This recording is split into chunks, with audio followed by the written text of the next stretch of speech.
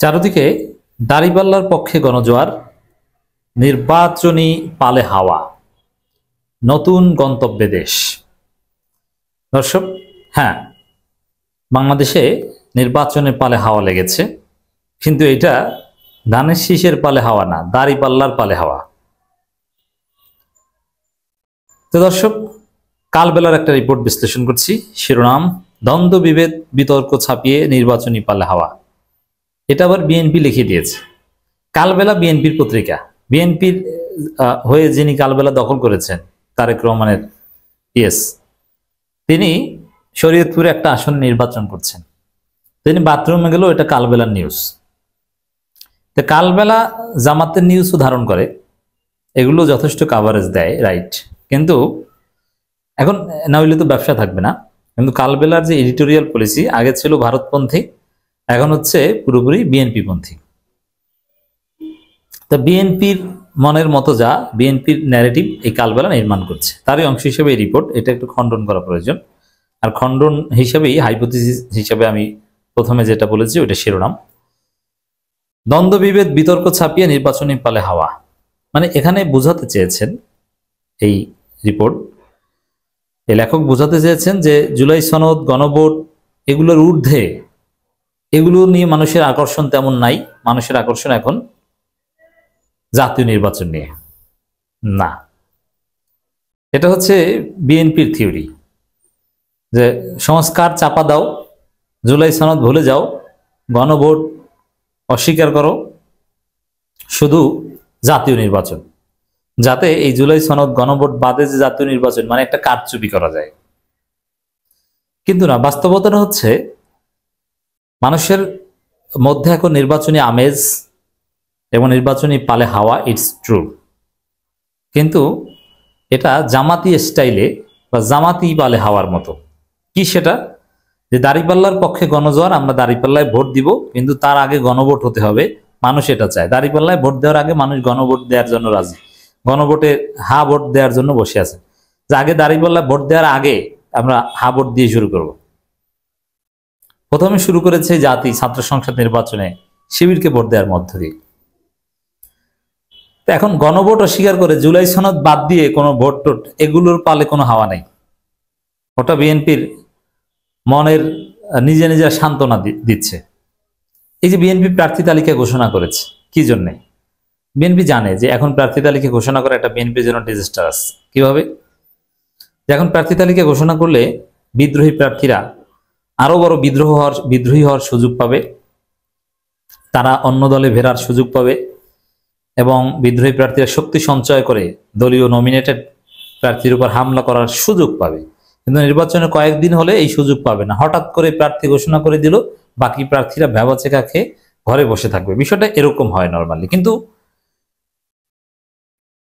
BNP এবার আগে ভাগে প্রার্থী ঘোষণা করেছে। ইন্টেনশন হচ্ছে যাতে এই জুলাই সনদ, গণভোট, এগুলোর ঊর্ধ্বে মানুষ শুধু জাতীয় নির্বাচন নিয়ে দৌড়ায়, এগুলো যেন ধামাচাপা পড়ে যায়, সংস্কার যেন ধামাচাপা দেওয়া যায়। এবং সংস্কার ধামাচাপা দেওয়ার উদ্দেশ্যেই বিএনপির এই প্রার্থী তালিকা ঘোষণা।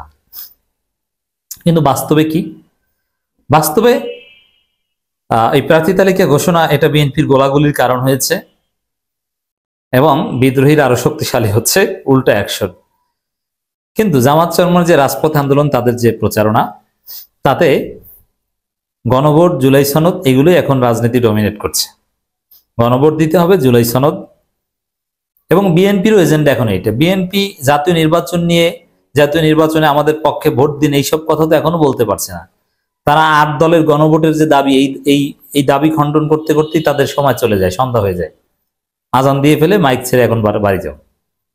বিএনপি তো সুযোগ পায় না।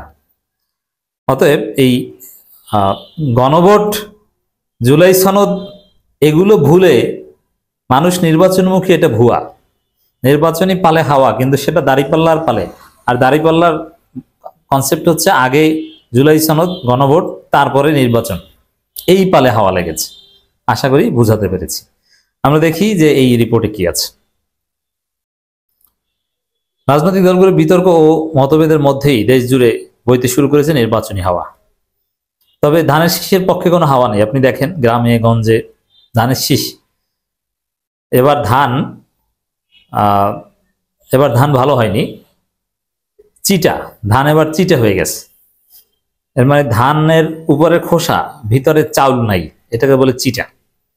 এবারে ধানের শীষ হচ্ছে ধানের চিটা। প্রায় সবকটি দল এখন নির্বাচনমুখী, কিন্তু ইট ডাজন্ট মিন দ্যাট গণভোট এবং জুলাই সনদকে আমরা ভুলে গেছি। নেভার, এটাকে বাদ দিয়ে কোনো নির্বাচন হবে না বাংলাদেশে। সম্ভাব্য প্রার্থীরা নিজ নিজ এলাকায় বাড়িয়েছেন, জনসংযোগ হচ্ছে, শোভাযাত্রা চলছে, মোটরসাইকেল ও গাড়ির বহন নিয়ে শোডাউন। রাইট, ঢাকার জামাত এটা অনেক আগে থেকেই শুরু করেছে, এখন বিএনপি করছে, কিন্তু এতে বিএনপির প্রার্থীরা দেউলিয়া হয়ে যাওয়ার একটা সম্ভাবনা রয়েছে। কারণ এই কাজ করতে যে টাকাগুলো লাগছে, জাতীয় নির্বাচনের তফসিল ঘোষণা করার পর আর পকেটে পয়সা থাকবে না, তখন চান্দাবাজি করতে যে ধরা পড়ে প্রার্থীতা বাতিল হবে। বিএনপির কবলে এই বিপদ আছে, আপনি লিখে রাখেন। এবং যখন অতিরিক্ত টাকা পয়সা খরচ করবে আগেভাগে নমিনেশনের ফলে, তখন কালো টাকার উৎস সহজে বের হয়ে যাবে, কারণ জনমনে সন্দেহ হবে, তদন্ত শুরু হয়ে যাবে। ইলিয়াস পিনাকিরা তদন্ত করে অনেক কিছু বের করে দিবেন। পাশাপাশি সামাজিক যোগাযোগ মাধ্যমও তৎপর অনেক। কয়েকটি দলের শীর্ষ নেতারা কেন্দ্রীয় পর্যায়ে ভিন্ন কথা বললেও তাদের স্থানীয় নেতারা পিছিয়ে নেই নির্বাচনী প্রচারে। নির্বাচন কমিশনও জোরদার করছে তাদের প্রস্তুতি। অন্তর্বর্তী সরকারের তরফে গত শুক্রবার বলা হয়েছে, আগামী ফেব্রুয়ারিতেই হবে জাতীয় নির্বাচন। ত্রয়োদশ সংসদ নির্বাচনের সামনে রেখে গত সোমবার 236টি আসনে সম্ভব প্রার্থীর নাম ঘোষণা করেছে বিএনপি। অনানুষ্ঠানিকভাবে প্রার্থী ঘোষণা করে প্রচারণা ব্যস্ত জামাত ইসলামীও। মনোনয়ন ফর্ম বিক্রি শুরু করেছে এনসিপি। প্রধান রাজনৈতিক দলগুলো সম্ভব প্রার্থীরা নিজ নিজ নির্বাচনী আসনে উঠান বৈঠক, লিফলেট বিতরণ সহ বিভিন্ন কর্মসূচির মাধ্যমে ব্যস্ত সময় পার করছেন। এমন প্রেক্ষাপটে একটি অবাধ ও সুষ্ঠু নির্বাচনের প্রত্যাশায় দেশবাসী তাকিয়ে আছে ভবিষ্যতের দিকে। সব মিলে রাজনৈতিক দল, অন্তর্বর্তী সরকার ও নির্বাচন কমিশনের কর্মকাণ্ডের মাধ্যমে নির্বাচনী পালে লাগা হাওয়া আরো জোরে বইতে শুরু করেছে। হ্যাঁ, সব ঠিক আছে, কিন্তু ওই যে ধান চিটা, আবার জুলাই সনদ এবং গণভোটকে উপেক্ষা করানো, ওটা আগে এটা ধরে নিয়ে বাকি হয়। যেমন মনোনয়ন ফর্ম বিতরণ করা, বিক্রি করা শুরু করছে এনসিপি, কিন্তু এনসিপির কথা তো আগে গণভোট হতে হবে, এবং জুলাই সনদ এবং নোট অফ ডিসেন্ট থাকবে না, এবং জুলাই সনদ এটা এনসিপির বা চামড়ার সাথে সম্পর্কিত। এবার নির্বাচনী প্রস্তুতি নিলেও এগুলো ভুলে নয়, এগুলো ভুলে যে নয়। এদিকে জুলাই সনদ বাস্তবায়নের আদেশ নিয়ে দলগুলো নিজেদের মধ্যে নানা আলোচনায় 7 দিনের মধ্যে ঐক্যবদ্ধ সিদ্ধান্ত নেওয়ার জন্য সময় বেঁধে দিয়েছে সরকার। তবে এক্ষেত্রে কোনো দৃশ্যমান অগ্রগতি দেখা যায়, এটা নিয়ে কোনো অগ্রগতি হবে না, এটা আমি আগেই বলেছি। আর 7 দিন এটাও পুরোপুরি ঠিক নয়। সরকার বলেছে যত দ্রুত সম্ভব হলে 1 সপ্তাহের মধ্যে, সম্ভব হলে। এর মানে ওটাকে 7 দিনের আলটিমেটাম আসলে বলা যায় না। যদি আমরা বলছি বা গণমাধ্যম বলছে 7 দিন, এটা 10 দিন 20 দিন হতে পারে। তবে আমি দেখছি রাজনীতিতে অনিশ্চয়তা, নির্বাচন এত সহজ নয় যে এমনিতে যা সব ঠিকঠাক নির্বাচন হয়ে যাবে, এত সহজ সমাধান হবে না।